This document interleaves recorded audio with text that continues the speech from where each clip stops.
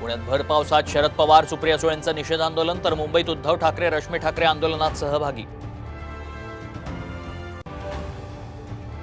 शरद पवारांची राष्ट्रवादी मुंबईत विधानसभेच्या 7 जागांसाठी आग्रही, मवियाकडे प्रस्ताव दिल्याची सूत्रांची माहिती।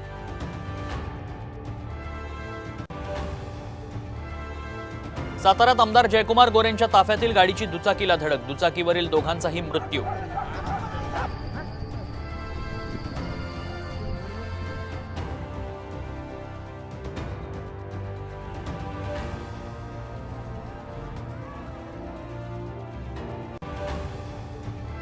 रत्नागिरी, सिंधुदुर्ग, पालघरमध्ये मुसळधार पाऊस, तर नाशकात अहमदनगरमध्येही संततधार।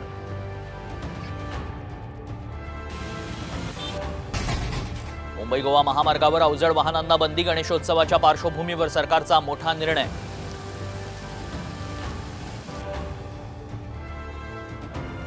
केंद्र सरकारकडून 156 फिक्स्ड डोस कॉम्बिनेशन औषधांवर बंदी, केसांचे उपचार, स्किन केअर आणि अँटी ॲलर्जिक औषधांचाही समावेश।